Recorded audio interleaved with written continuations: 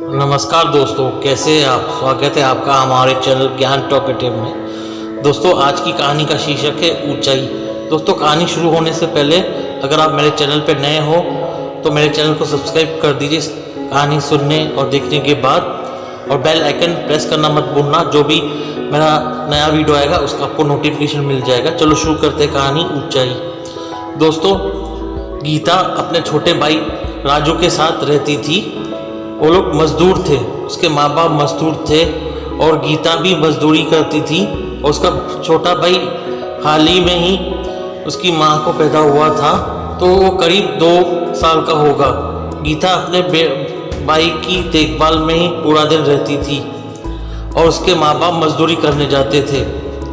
दोस्तों, दुर्भाग्यवश ऐसा हुआ, जिस बिल्डिंग में उसके माँ बाप मजदूरी करते थे वो एक दिन बिल्डिंग पूरी दह गई। कई मजदूर मर गए, उसमें गीता के माँ बाप भी थे। गीता को जब पता चला तो उसे काफ़ी दुख हुआ। तब गीता सिर्फ 13 साल की थी। वो अपने 2 साल के भाई के साथ काफ़ी देर तक गुमसुम रही।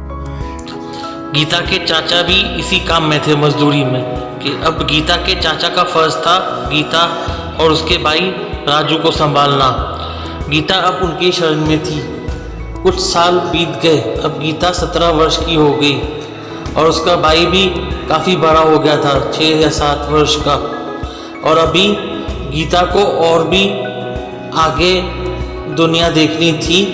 तो गीता ने कहा कि चाचा, मुझे भी काम कर पे लगा दो और मैं चाहती हूँ कि मेरा भाई पढ़े। क्योंकि उसने, जो उसका भाई था राजू, उसके चाचा ने जब उसका भाई दूसरी या तीसरी कक्षा में होगा उसकी पढ़ाई छुटवा दी थी पैसों की तंगी के कारण। पर गीता ने कहा, मैं अपने भाई को बहुत पढ़ाऊंगी, मैं इस दलदल, इस गरीबी से निकलना चाहती हूँ। तो उसके चाचा ने कहा, ये सब चोचले जो है ये बड़े लोगों के लिए है, हम छोटे लोग 2 वक्त की रोटी कमाए वही बस है और इसी में ही हम मर जाते हैं। तो गीता ने कहा, ये सब धकियानों सी बातें हैं। अगर मन में इच्छा है और कुछ करने की चाह है तो कोई भी छोटे में से छोटा गरीब भी बड़ा आदमी बन सकता है। गीता ने कहा, मुझे आप कहीं पे काम दिला दीजिए।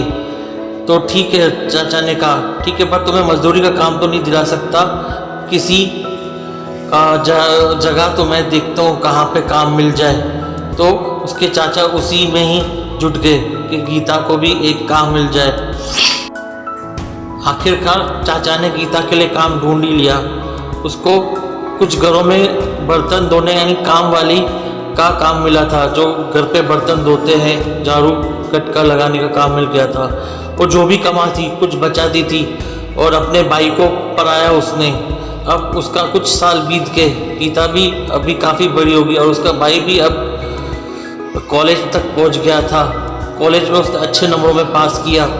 तो गीता ने अपने भाई से कहा, अगर तुमको और पढ़ना है तो मैं अपना खून पसीना एक लगा दूंगी, पर तुम्हें मेरा और मेरे माँ बाप का, हमारे माँ बाप का नाम रोशन करना है। तो उसके भाई राजू ने कहा, मैं ज़रूर करूँगा बहन, मुझे भी इस दलदल से निकलना है और हमें दिखाना है ज़माने को कि हम भी ऊंचाई तक पहुँच सकते हैं। तो ये बात सुन के गीता को काफ़ी प्रसन्नता हुई। तो गीता ने कहा, तुम्हें जो भी ज़रूरत है मुझे बताना, मैं दिन रात एक करके मेहनत करूँगी।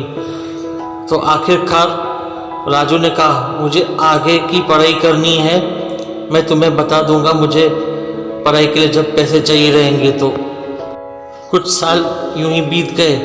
गीता की मेहनत के वजह से आज राजू ग्रेजुएट हो चुका था। तो राजू ने कहा, बहन, मुझे आगे की भी पढ़ाई करनी है, पर मैं तुम पे बोझ नहीं बनना चाहता। अब मैं ग्रेजुएट हो चुका हूँ, मैं आगे की पढ़ाई के लिए पार्ट टाइम जॉब भी कर लूँगा और तुम भी मुझे थोड़ा पैसे की मदद करना। तो गीता ने कहा, बेशक। तो राजू पार्ट टाइम जॉब करने लगा। असल में राजू को इंजीनियरिंग करनी थी, उसे मैकेनिकल इंजीनियरिंग का काफ़ी शौक़ था और उसे काफ़ी चीज़ें उसमें संबोधित मालूम होने का काफ़ी उसे उत्सुकता रहती थी। तो उसने यही किया, पार्ट टाइम जॉब किया और पार्ट टाइम जॉब में से जो भी पैसा होता था वो अपनी इंजीनियरिंग की पढ़ाई में लगा दिया और एक अच्छी इंजीनियरिंग कॉलेज में दाखिला ले लिया। समय बीतता गया, आखिरकार राजू इंजीनियर भी बन गया और उसे एक अच्छी कंपनी में एक मैकेनिकल इंजीनियर की पदवी मिल गई। अब राजू अपने पैरों पे खड़ा हो चुका था।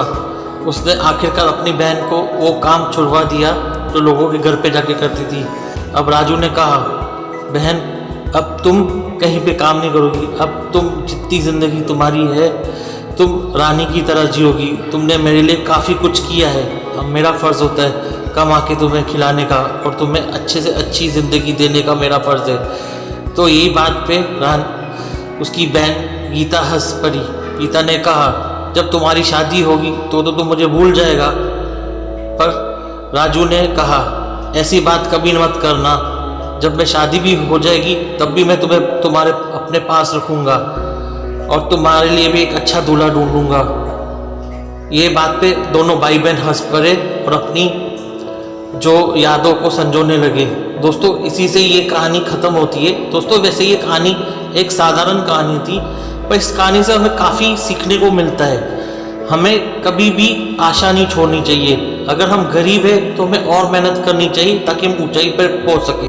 अगर आपको मेरी ये कहानी ऊंचाई पसंद आई हो तो मेरे चैनल ज्ञान टॉकेटिव को सब्सक्राइब, लाइक और शेयर करना मत भूलना और बेल आइकन दबाना मत भूलना। दोस्तों जय हिंद और अपना ख्याल रखिएगा।